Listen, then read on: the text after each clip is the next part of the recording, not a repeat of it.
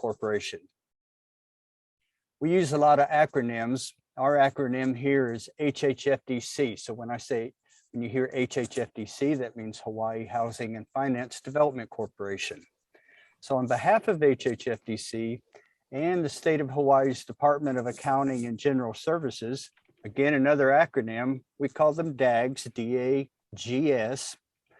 So on behalf of HHFDC and DAGS, we thank you all for taking time out of your schedules this evening to join us for the third community meeting and environmental impact statement public scoping meeting for the Liliha Civic Center Master Plan and the Iwilei Infrastructure Improvement Master Plan.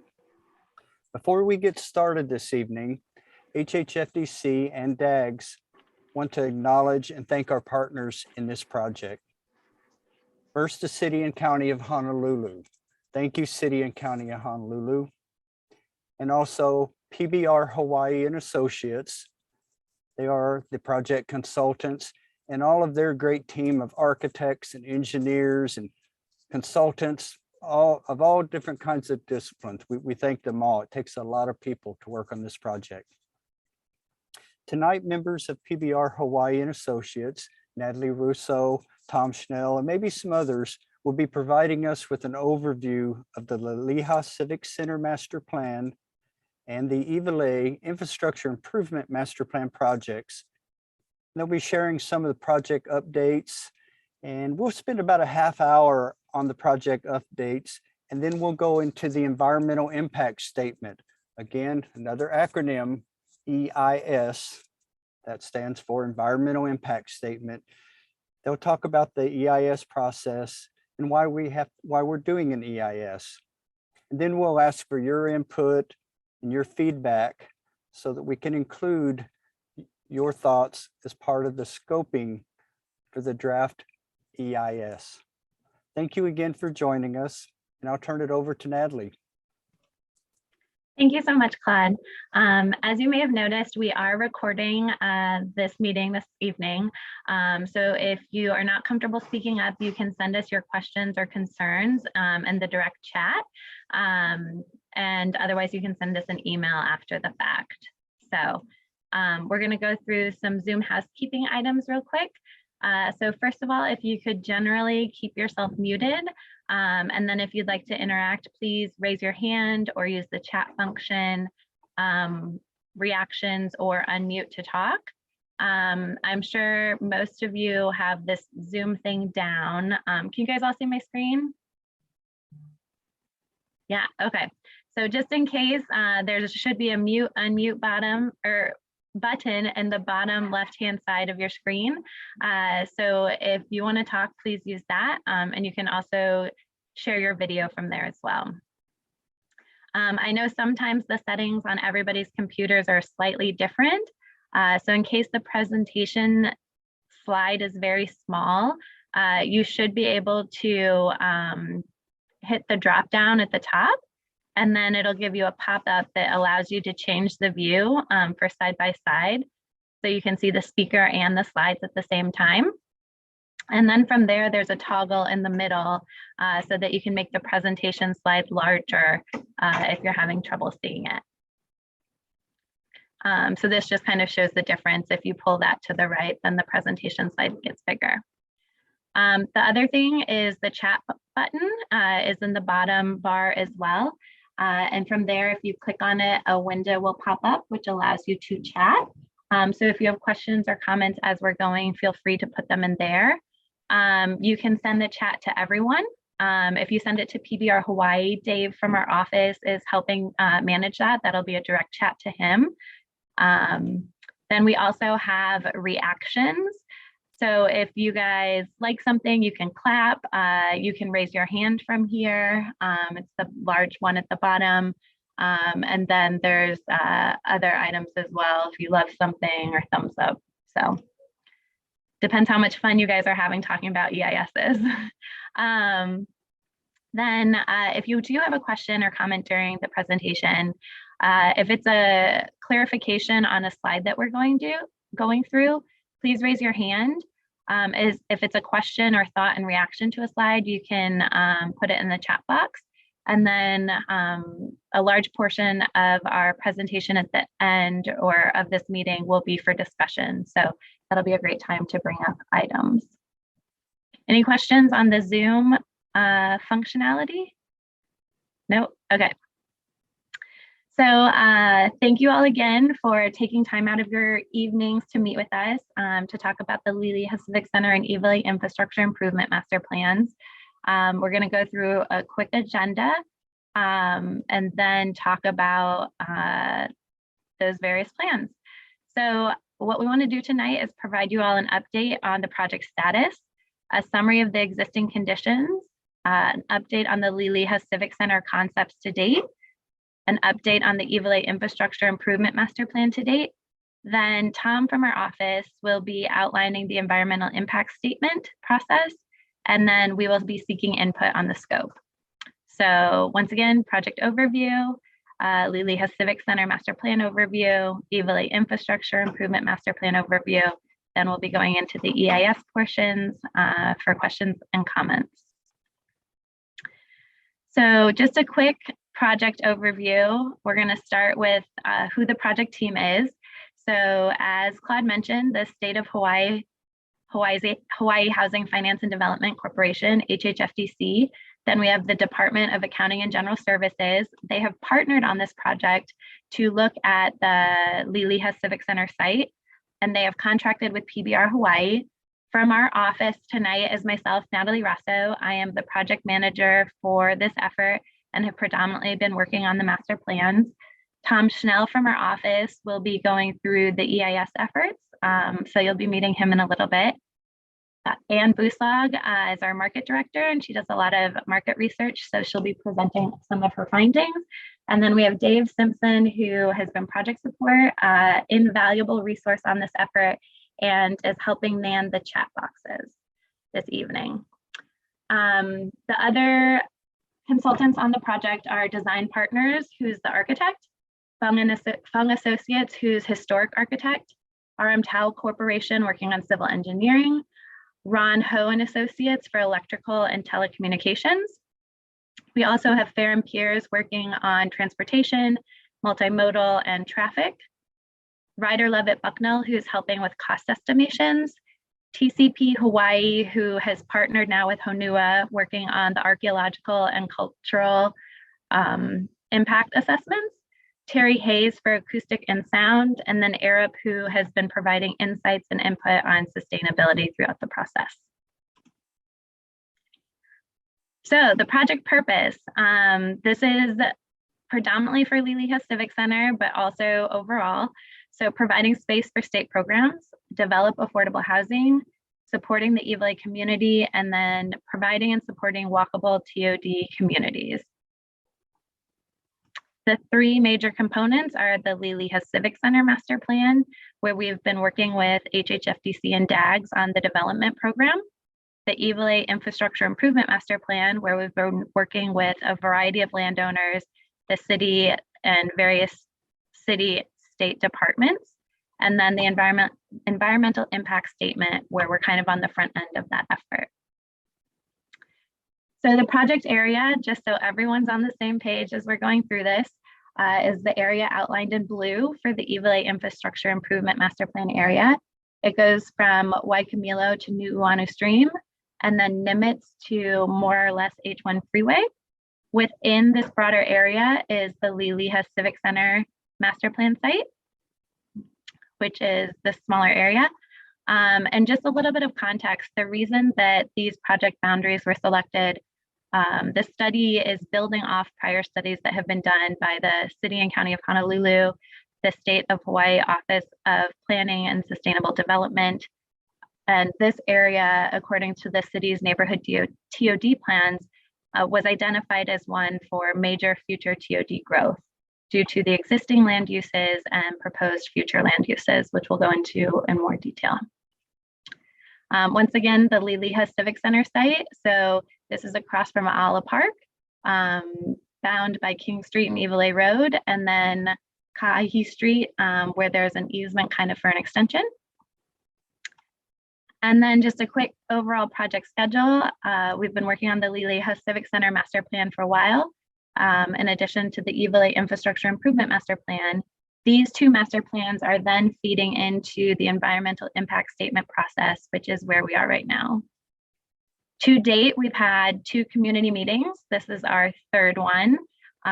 This one is also serving as the scoping meeting for the EIS process, which is the kickoff kind of for these next efforts.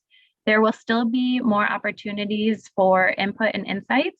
Tom will go through those a bit more later in the presentation. But as Claude noted, this is the EIS scoping meeting, and then this will help determine what gets included in the draft environmental impact statement, which will also be available for review, comments, input, questions prior to the final environmental impact statement. Just a quick high-level overview about master plans for anyone that has not worked on them before. Part of the reason that those first 2 segments have taken a little bit longer is we were not only learning about the current site conditions, the project area boundaries, and consultation with HHFDC and DAGs and the city, but we're also confirming the end goal. So collecting information from the city and state, considering environmental aspects, working with the community. So at the first 2 community meetings, we sought input and feedback on what to consider for these various projects, which helped then influence kind of where we are now. And then right now we are looking at the design potential site configurations for Liliha Civic Center. We'll give you guys an update on those. And this is just a guide for future development. This is not saying this is exactly what's going to happen, but it's an iterative process. And right now we're looking at the site uses. So for Liliha Civic Center, we're going to give you guys a quick update on what has happened to date and then go through some concepts. So the first thing we did is we worked with HHFDC and DAGs to develop project vision and themes. We did this through a couple-hour charrette with them to confirm what should be included on the project site. Some of the items that rose to the top are that affordable housing is a strong need, that we want to look at shifting transportation to include multimodal options. This area is subject to sea level rise, so looking at how to mitigate that. Another reason that we're doing the infrastructure assessment is in master plan is because there are declines in infrastructure in this area. So that was another major thing. Then also looking at active, vibrant urban lifestyle, and we want it to be buildable, realistic, and the Liliha Civic Center to kind of become a neighborhood anchor and provide increased government services in the area. So the vision for the Liliha Civic Center was to provide affordable living for Hawaii residents, increase government services, active, vibrant urban lifestyle, thoughtful and leading edge design that supports sustainability, multimodal transportation options, and celebrates community identity. So another thing that came out of those discussions is making sure that this is a project that supports the people of Iwilei and provides housing for that demographic. So we're going to go quickly through some existing conditions that kind of helped guide the master plan or the concepts that we have to date. So just some quick surrounding uses. We have, as mentioned, A'ala Park across the street. Then we have Iwilei Senior Residences immediately adjacent to the property. Across from A'ala Park, we have ASB. Nearby, and a little bit Eva, we have Kukui Gardens and Mayorite Homes. And then if we go down Iwilei Road a bit more, there's the Longs and PetSmart. I think most people know what the site is because of the historic ORNL building on the corner, which is the Oahu Rail building, red roof. And a lot of the area surrounding this right now is low rise, open space, office and industrial. Just some of the transportation considerations in the nearby area. This area is very well served by existing transit options, including the bus. A bus rapid transit lane was put on King Street immediately in front of the property. Right now, there is one existing traffic access point from King Street, and there's also proximity to the future Iwilei rail station. So these are some of the access points currently. This is the future, where the future rail line will go. These are the access points. And then just looking at pedestrian access, there is a lot of crosswalks in the surrounding area to the property, which makes it very beneficial for housing, office space, and getting people to and from the property. This area is also identified for future bicycle improvements, which would also help the site in future design iterations. The other thing is we looked at the historic and cultural context of the property. This area, the project area, actually used to be a fish pond. So when we're also talking about sea level rise, we have to recognize that this area was fill. It was not originally land, so that is something to keep in mind. Then, as mentioned, there's also the historic ORNL building. So this is a diagram of the rail lines that used to go up to the corner. And the historic ORNL building is on the State Register of Historic Places. This is a picture of the ORNL building, and then also the annex building that are on site. So we wanted to keep those in mind as we're looking at alternatives. The other thing is that the property has quite a few easements that go through it. So easement U, which is kind of this yellow one that goes along the edge, that is for the future rail line. We'll be going through there, and they want to make an improvement for a pedestrian and bike pathway with a roadway there as well. Then there's also easement P, which is a drainage easement that runs through the property and will have to be relocated. And then easement A, I don't remember what that is, but it goes through the property as well, but it is in Ka'ahi Street, so it's not as big of an issue. Other site considerations, ecological, it is not an agricultural land of importance to the state of Hawaii, which is a state designation. It's not designated as critical habitat, and the nearest surface water is Nu'uanu Stream. With regards to water, the entire property is within the tsunami evacuation zone. It is subject to future sea level rise at 3.2 feet. And then the hazards that it could face due to sea level rise are passive flooding, annual high wave flooding, and coastal erosion. So the anticipated uses, I'm going to pass this to Anne real quick and let her give you the high level of that, and then we'll go into some concepts. Thanks, Natalie. Let me just pull up. Now it's here. In terms of facilities, the Liliha Civic Center programming directly addresses the first two vision goals that Natalie identified, and that's to expand affordable housing options for Hawaii residents and to provide additional office areas that the state is seeking to support its services. Our team studies concluded that the site could accommodate up to 600 housing units over time in various configurations, that is one or multiple towers and as rental or for sale units. It can also support around 219,000 square feet of new state and office spaces. The other uses programmed at the Liliha Civic Center site would support these housing and office uses, and those include the limited commercial and retail areas, parking, and open spaces. In the next slide, turning to important residential uses. After consultation with HHFDC and review of market data, we focused on middle income groups, which we identified to range from about 50% to 140% of the prevailing area median income, or AMI as it's called. In 2021, this would range from about 45,000 to 170,000 in household income, higher or lower depending on family size. This range of AMI groups is eligible for affordable housing and often in need of subsidy in order to participate in the open marketplace.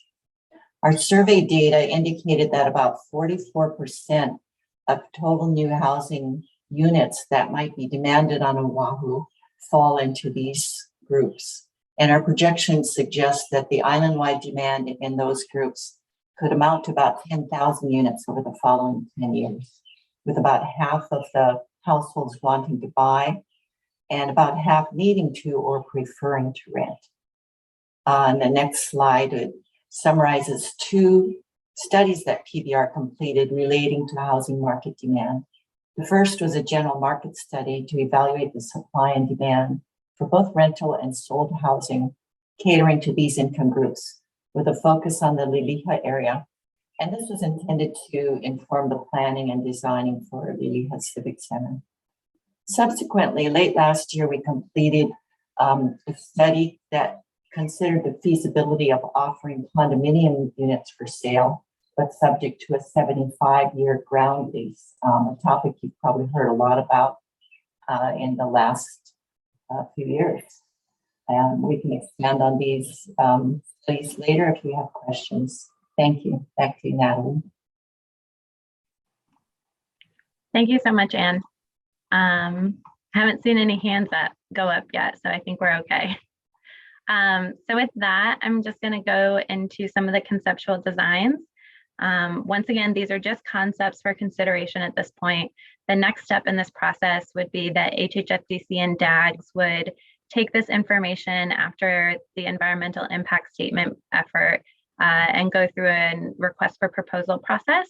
So a lot of the final decisions would be through the negotiations of that process. So the options that we're considering right now are vertical mixed use. Option 1 is 2 towers with residential, office, and retail wrap-on parking. I'll show you guys a sample diagram in a couple of seconds. And then with that, one thing that we wanted to keep for consideration is whether or not there might be funding limitations going forward or other limitations with infrastructure. So it could be done in multiple phases, with phase 1 being a single tower with residential, office, and retail, since it is vertical mixed use. So that would be in 1 tower, and then a second tower could be developed later. Option 2 is mixed use on site, which would be 1 tower for residential and 1 tower for office. So this would be if, for example, HHFDC is able to get a project funding before DAGs or other way around. So 2 separate use towers, but mixed use on site. And then phase 1 would be just a single tower. So in order to fit those uses on site, this is a conceptual diagram of what that might look like. We have parking over here with access on Kahi Street and King Street. The historic ORNL building has been retained. Then there's a commercial ground floor, or this could be a residential tower or the office tower.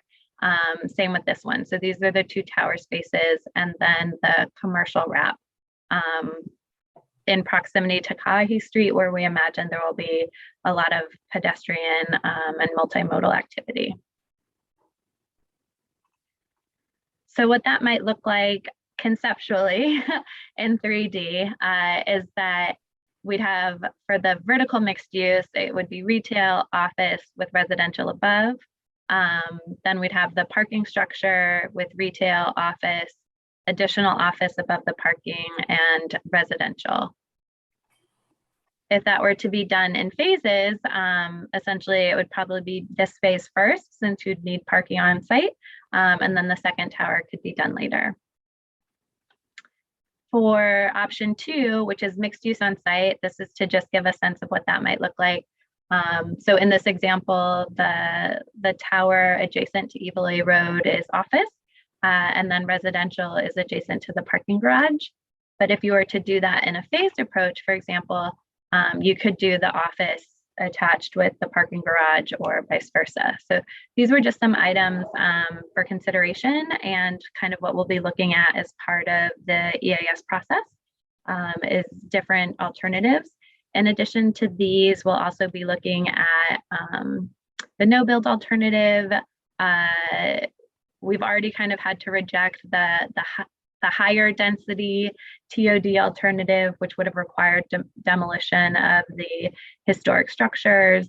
So there's a couple other considerations that we're keeping in mind. And then just to share some input that we've received to date. I'm not going to read all of this, but you guys can if you'd like. I think some of the major things is that this area is seen as having great access to transit, and it's a great central location. The area needs housing and outdoor spaces. Some of these other items in the poll results are kind of in response to what Anne was mentioning, so the type of product that people were interested in. Many of the comments and concerns were repeated at the second community meeting. There was a pretty large concern with making sure that any new development remains affordable. This also includes the application of indicators such as AMI, as Anne mentioned, looking at various funding sources, look in the developer selection through the request for proposal process, making sure that affordability is maybe one of the parameters considered in that, which I don't think is a problem with HHFDC, but just something that was mentioned. Then there was also comments about for sale units with the long-term lease, which was studied last year. And then once again, climate concerns, transportation, and security. So any questions on the Liliha Civic Center portion before I move on to Iwilei infrastructure? Okay, we'll keep going then. So the Iwilei infrastructure improvement, we'll do an overview and update. I think one of the biggest things to mention for this portion of the study is that there has been a lot of significant work that has been done on transit-oriented development along the rail corridor, and then also specifically in this area. So in this area, there was the Kalihi neighborhood TOD plan. The state of Hawaii strategic plan for TOD included the state properties in this area. There was the Iwilei Kapalama TOD infrastructure needs assessment.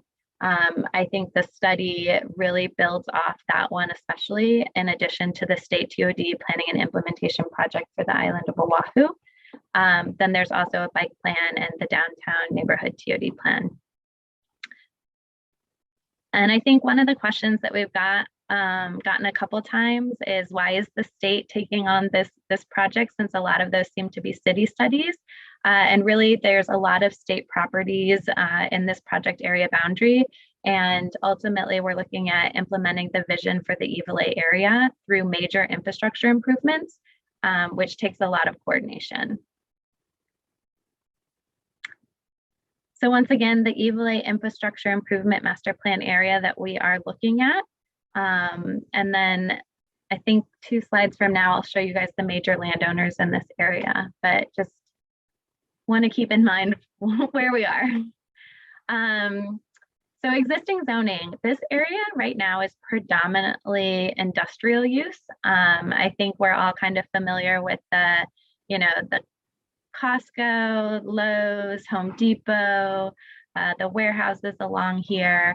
And then as you can see in this diagram, the rail line is anticipated to kind of go through that industrial area with several transit stations located in this project area boundary, in addition to 2 that are nearby. This smaller circle is the 1/4 mile walk radius from the transit station, and this is the 1/2 mile walk radius. And from TOD analysis, most people anticipate the furthest someone would be willing to walk is a 1/2 mile from a rail station. So that's kind of how we picked this project area boundary.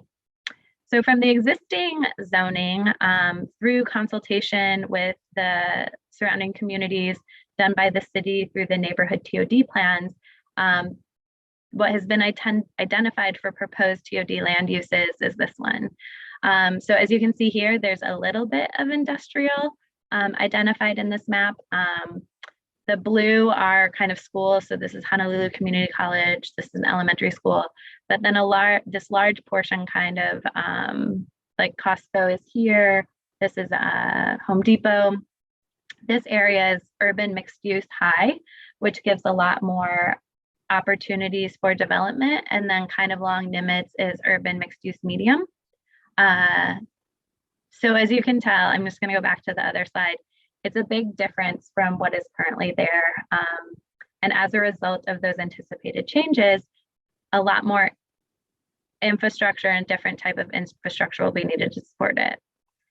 So major landowners in the area, we have Honolulu Community College, Department of Hawaiian Homelands, Mayor Wright Homes, Liliha Civic Center, Office of Hawaiian Affairs. So those are some of the major state properties or state affiliated properties in the area. We also have Costco, Lowe's, Castle and Cook, City Mill, Kamehameha Schools. So those were kind of the major landowners that we were able to consult with. So with that, we have reached out to these major landowners to work with them to figure out what their estimated or anticipated future development may be. And that is the numbers that I'll go through on the next slide are kind of what is feeding into the infrastructure assessment. So in addition to that, we've also shared the studies that we've completed to date, which is the historic architectural inventory for the review and have ongoing consultation. So to the development estimates, under the existing zoning and current uses, there are approximately 4,200 residential units. We got this information from tax records. So looking at what properties were taxed at. There's approximately 8 million commercial square feet and 825,000 industrial square feet. This is, we combined those in this instance because it's a little bit of a misnomer depending on their tax category. So for all intents and purposes, we're going to say 8.8 million square feet of commercial and industrial. Then from there, we looked at a development model based on the proposed TOD land uses. This model, without boring you to death, was based on a parcel by parcel basis. There were assumptions from existing zoning, proposed zoning, assumptions if a property is less than 5,500 square feet, that the likelihood of redevelopment is not high. So we didn't want people to think that their properties are automatically getting redeveloped without their say. And then, as mentioned, there was pretty extensive consultation with landowners. Based on that consultation and the development model for larger parcels, there's an anticipated approximately 8,500 units, residential units, planned or that would like to be completed by various landowners in the next 10 years. Of course, we know this is all dependent on infrastructure. So part of it is we're trying to figure out which systems need to be updated when to support this. The delta in commercial industrial is only approximately 100,000 square feet, which is not major in comparison. Then as we look down to phases 2 and 10,000 units, and then actually due to the shift in change from some of those commercial industrial uses, that square footage is anticipated to be reduced. So the engineers are looking at the delta to also determine how much infrastructure is currently available that would then be able to support residential. There are quite a few properties. So phase 3, 2,100 units, another reduction in commercial industrial, and then quite a few properties that haven't been identified for a phase, but are estimated to occur. So we've included them kind of for the potential max build out. With this, it looks like about 27,500 new units. If we add that to existing units, it's about 31,700. And then looking at commercial and industrial square footage, there's actually a reduction of almost 1.9 million square feet of commercial industrial use that will then in the future be shifted to residential. I know that's a lot of information, so if you guys have questions on it, please let us know. Based on that analysis and assessment, we have quite a few maps that we've shared with the engineers, and then the full Excel database on a parcel by parcel basis has been shared with departments and agencies like Board of Water Supply, Environmental Services, who provide sewer service, to help us analyze what the impacts are going to be. As noted, residential and commercial are anticipated to go up, industrial is anticipated to go down. When they're broken out, when they're together, commercial industrial goes down together. Things that we know about the infrastructure system is that the sewer system is aging. For water, we need to make sure that we right size the lines, particularly for fire flow, making sure that there's enough capacity for those residential properties. Electrical and telecommunications, there's already existing deficiencies in the area, and trying to find places to put transmission stations and being able to have redundant line systems so people don't wind up without power. Transportation, I think this is always one of my favorite things. Who has ever tried to go from Home Depot to Lowe's? Everybody knows that's not the order to go to them in, just due to the connectivity in the area. So in looking at the master plan for this area, that's one of the things that we want to keep in mind for consideration. The other thing is sea level rise and trying to flatten peak demands on energy, water, and traffic. So if there's ways to kind of balance residential uses and commercial uses to make sure that there's consistent use of energy and water, that would help the overall grid systems. The other thing with this area being former industrial is hazardous materials. So each property will probably want to do a phase 1 ESA to make sure that there are not hazardous materials on their properties. And then the other thing is, due to the proximity to the airport, a lot of these properties will need to do consultation with Department of Transportation's Airports Division, just due to the proximity and their requirements. So some of the infrastructure projects that have already been identified are improvements to pump stations, sewer systems, and force mains. So the Ava Street wastewater pump station, also Hart Street, Waikimilo, and this is to enhance existing deficiencies. So this is not even accounting for the future development.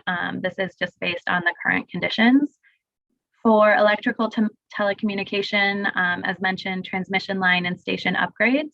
If possible, it sounds like HECO would love to have another property in this area to put a transmission station on. Water improvements in Nimitz Highway and Baratania Street. As mentioned, the Hart, Iwilei Station and rail line, and then also looking at right-of-way improvements. So the current project status is we are finalizing the master plan portion.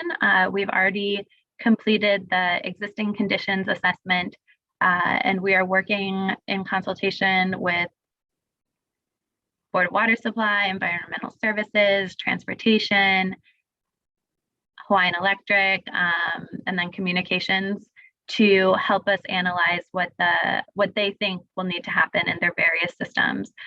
Our sub-consultants have provided their assessment, and we're just kind of ground truthing it with them. Input to date. So this is just the public comments and concerns from the prior meetings and via emails. So there is a concern about infrastructure constraints for new housing.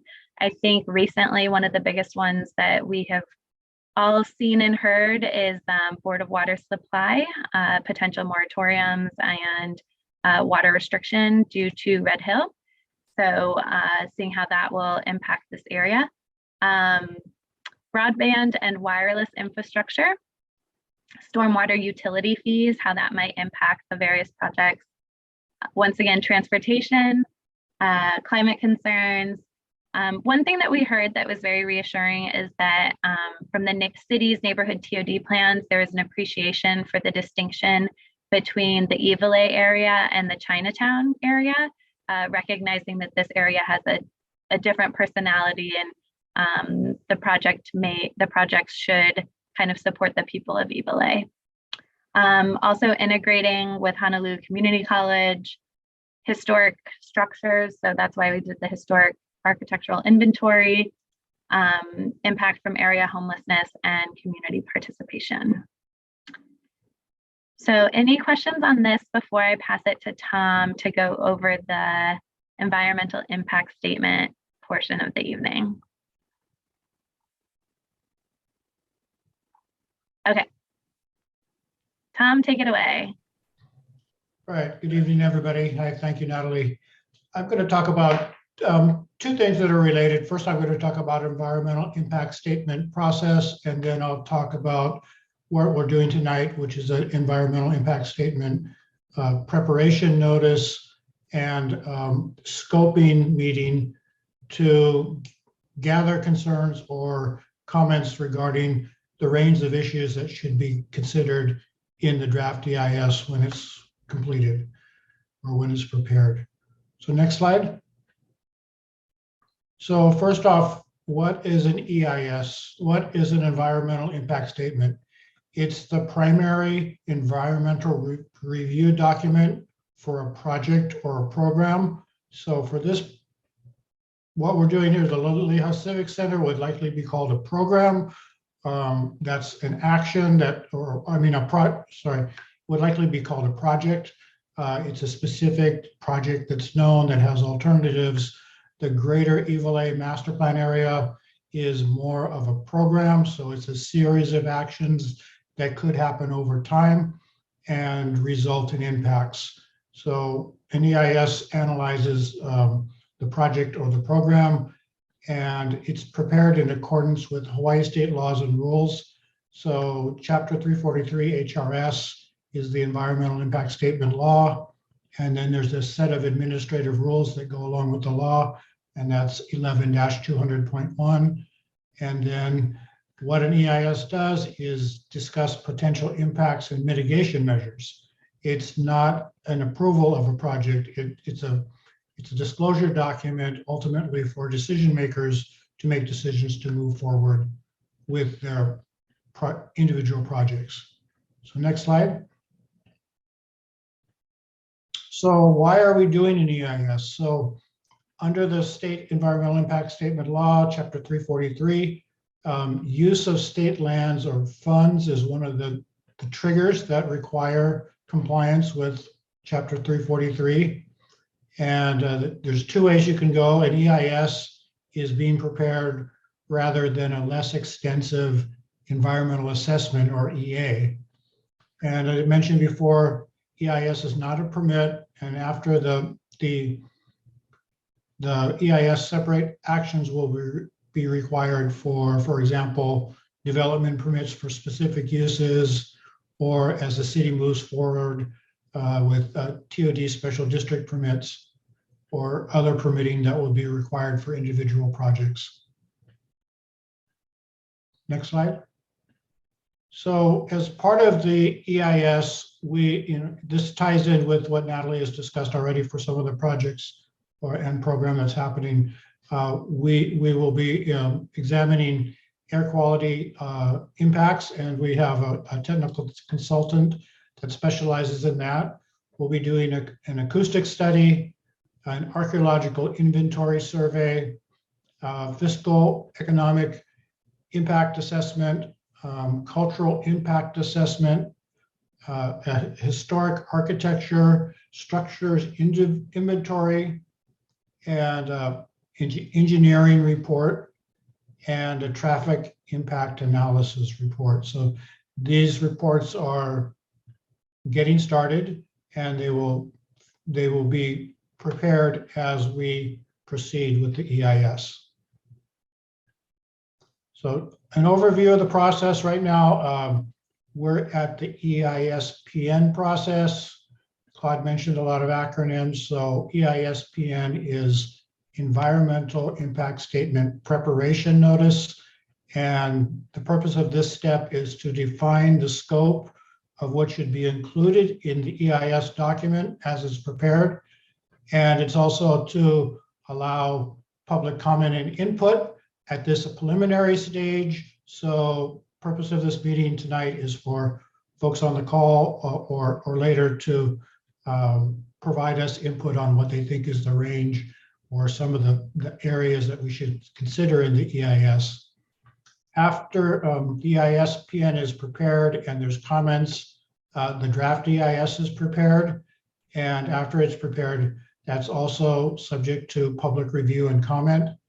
And then the final EIS incorporates all comments received, responds to those comments, and ultimately the governor or the governor's office will decide if the EIS is acceptable, if it has adequately addressed comments and concerns and impacts. Next slide. So at the EIS preparation notice stage, it's the start of the EIS process. The purpose is to gather input on issues that may be studied in the draft EIS. It's to focus the scope of the technical studies, identify stakeholder groups that would like to comment on the EIS, and then the EIS PN actually was published on March 23rd. It's available on the Environmental Review Program's website. We're in the 30-day public comment period now. The comment period goes until April 22nd. It has also been distributed to government agencies, major landowners, and community groups for comment. Next slide. So the draft EIS will include all the technical studies. It will contain all the comments received on the EIS PN and responses to those comments. When the draft EIS is published, there's a 45-day comment period, and that includes agencies and public comment. And that's expected in the late third quarter or early fourth quarter of this year. It will be available online at the Environmental Review Program's website, and it will be distributed to government agencies, landowners, and community groups for review and comment. When we get to the final EIS, it includes all the technical studies. It includes the draft EIS is revised based on the comments and the input received, and it contains all the comments received. And then it's a comprehensive discussion of potential impacts and mitigation measures. Ultimately, the governor's office will accept it. And as I mentioned before, just because it's accepted doesn't mean the project moves forward. The EIS is not a permit, it's a disclosure document, so decision makers can make a decision on the pros and cons of going forward with a specific project. And this is a project schedule. Natalie went over most of the blue and kind of orange color here. In the green box, we're at the EIS Scoping meeting now. So we're at the beginning of the environmental impact statement process. Next slide. So formally for the public EIS Scoping meeting, that's one of the main purposes of the meeting tonight. And we are seeking input from folks on the call. We've also sent it out to agencies, citizens groups, and the general public is able to comment. It's available in libraries. It's available on the Environmental Review Program's website. And what we would like is assistance in determining the following things that should be analyzed in depth of the EIS. For example, the range of actions that should be considered, the alternatives that should be considered to the potential actions, potential impacts that may result, and proposed mitigation measures, and what are the main significant impacts that should be addressed. We have an idea of these, but the purpose is to gather further input, so it's just not our input into the EIS process. Next slide. So the goal is to ensure that the EIS addresses issues of concerns. And then the question for the meeting is, what issues or concerns should be addressed in the environmental impact statement? Next slide. So this is the portion where we will open it up for discussion. Keep in mind, we're at the beginning of the process, so we don't necessarily have answers. We're here to hear your concerns and what you think should be included. And this meeting is being recorded, so those comments will be noted and taken down. You're also welcome to mail a letter to PBR Hawaii, attention to me, and you could also email the email address here with your comments. And we would like to get comments by the end of the EISPN comment period on April 22nd. And if you don't have a copy of the EISPN, it is available online. Again, that's the Environmental Review Program's website in the library. And that's the long link to actually go to the document. And Dave has put that link in the chat box, so you guys don't have to write it down. You should be able to click on it from there, which might be helpful. And then he's also put that email address in. We're providing these other contact methods in case you don't want to talk out loud. You're more than welcome to share there. Otherwise, we're just going to open it up for discussion and see if you guys have any questions, comments, recommendations, things for consideration.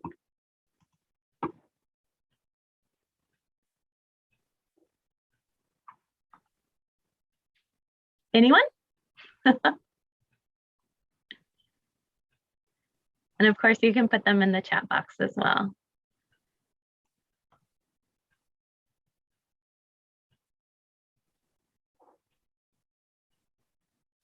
All right. I see quite a few people on the call or the meeting.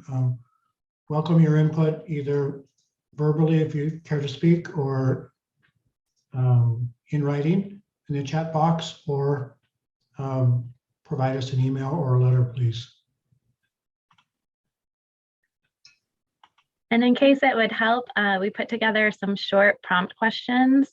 So for the Iwilei area or for Liliha Civic Center, is there other information you think we should know or may have missed in these areas that would be worth considering?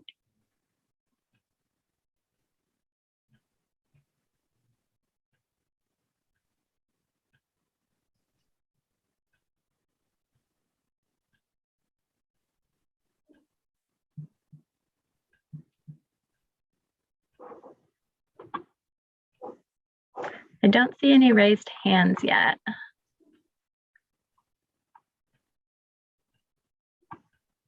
I'll throw out the next question and we can always go back.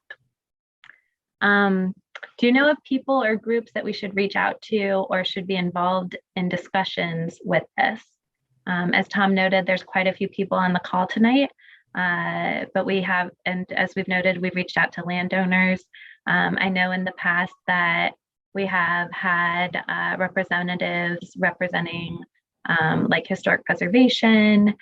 We've had folks from the King Kamehameha Celebration Commission join and have sent the documents out to them. But if there's any other people, significant people in the area, or people that we may not be aware of, we'd really appreciate those recommendations.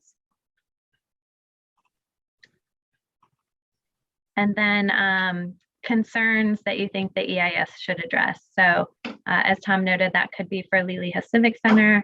I know one of the things that we keep talking about is, you know, the view planes and that type of stuff, making sure we consider that.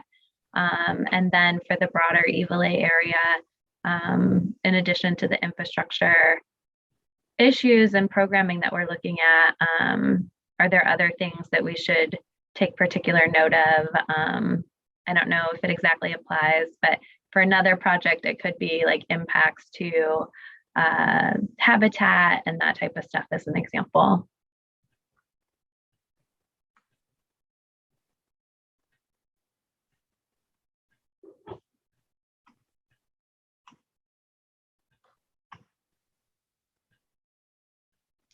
Or are there any questions on the project, or the two projects, I guess?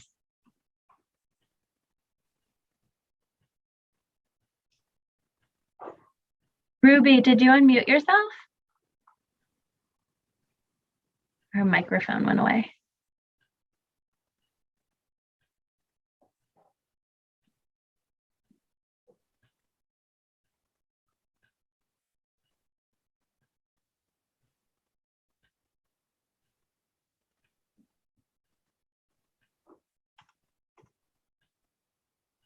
Thank you, Nancy. Nancy sent a message that she will follow up with written comments from DHHL. We appreciate that.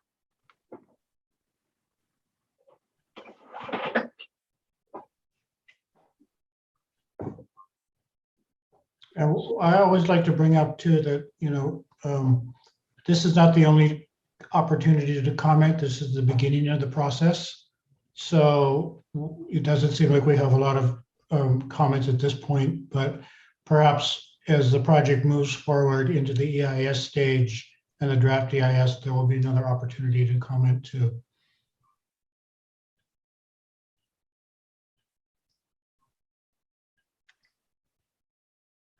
Well, I'll quickly go through the next steps and then we can hang out on the line for anyone that wants to ask questions or provide comments, that type of stuff.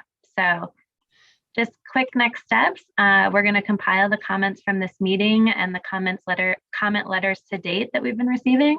And then if you are able to provide comments or interested, if you could try and get those to us by April 22nd. From there, we will also be finalizing the master plan concepts, continuing consultant studies, and then we'll be working on the draft EIS based on all of those inputs. Harrison noted that written comments are coming from DPP and the other city departments. Harrison, I think we've gotten 1 or 2 of those, but they will be trickling in, we know that. Otherwise, thank you guys for attending. We'll hang out on the line if anybody has comments and questions. If you guys have comments or questions about the master plan portion specifically, please reach out to me. If it's EIS related, please reach out to Tom. Of course, if anything gets cross-pollinated, we will share it with each other. So that is not a problem either. Yeah. Thank you all so much for taking the time to join us. Thank you, everybody. Thank you, Thank you, Natalie. Lisa. Thanks, Randy. David.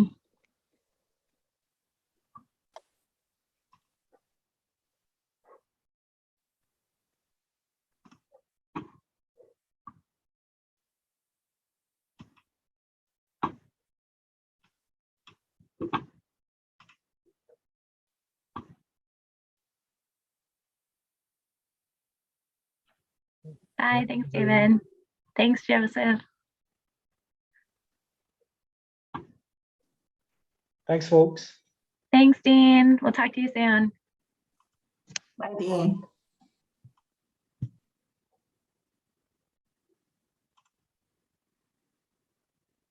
Mr. Toba or Ruby, did you guys have any items that you wanted to bring up or ask about?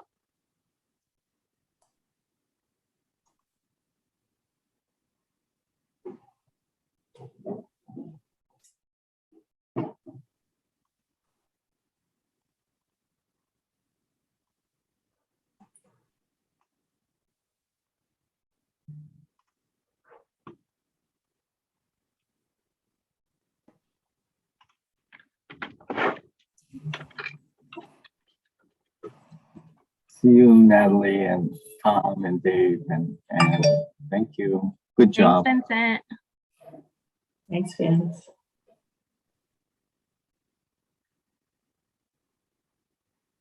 Right, thanks, everybody. I see Ruby Edwards is still on. Ruby, did you have comments? I don't know if she doesn't have it doesn't look like a microphone in her icon. So Ruby, if you're talking, we can't hear you. And we'd love a follow-up email if you have comments or questions. And then Mr. Toba, I'm not sure if you're still there. But if you have comments or questions, we'll hang on for a couple more minutes. Good job posting all the links, Dave. Oh, thanks. Yeah, thank you so much, Dave. I appreciate that.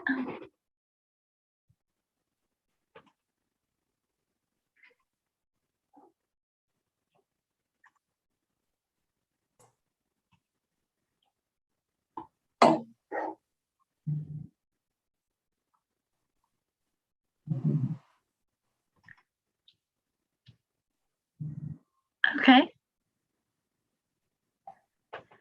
Well, Mr. Toba, if you have comments as well, please feel free to email them or send us a letter or reach out to us.